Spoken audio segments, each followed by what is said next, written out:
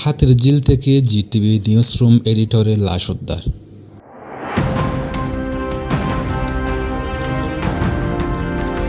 রাজধানীর হাতিরঝিলে পানিতে ডুবে সারারা হনুমা নামে এক নারীর মৃত্যু হয়েছে।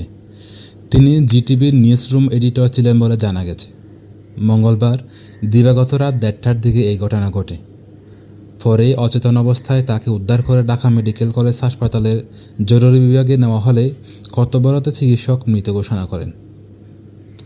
রাহনুমাকে হাসপাতালে নিয়ে আসা পথচারী সাগর বলেন, হাতিরঝিল লেকের পানিতে ভাসমান অবস্থায় ওই নারীকেই দেখতে পাই। পরে অচেতন অবস্থায় তাকে উদ্ধার করে ঢাকা মেডিকেলে নেওয়া হলে চিকিৎসক মৃত ঘোষণা করেন। এদিকে 10 ঘন্টা আগে ঢাকা বিশ্ববিদ্যালয়ের রাজভাস্কর্যের লোকেশন দিয়ে ফাহিম ফয়সালের সঙ্গে সারা তার ফেসবুকে একটি স্ট্যাটাস দেন।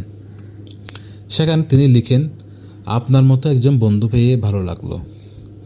ঈশ্বর আপনাকে সর্বদা আশীর্বাদ করুন।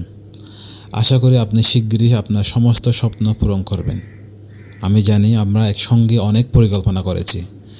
দুঃখিত, আমাদের পরিকল্পনা পূরণ করতে পারিনি। ঈশ্বর আশীর্বাদ করুন। এছাড়া 11 ঘন্টা আগে অন্য আরেকটি স্ট্যাটাসে সারা লিখেন, জীবনে মৃত হয়ে থাকা চাইতে মরে যাওয়াই ভালো। ঢাকা মেডিকেল কলেজ হাসপাতালের পুলিশ ক্যাম্পের ইনচার্জ পরিদর্শক বাচ্চু মিয়া বলেন, আমরা লাশটি হাসপাতালের জরুরি বিভাগের মর্গে রেখেছি।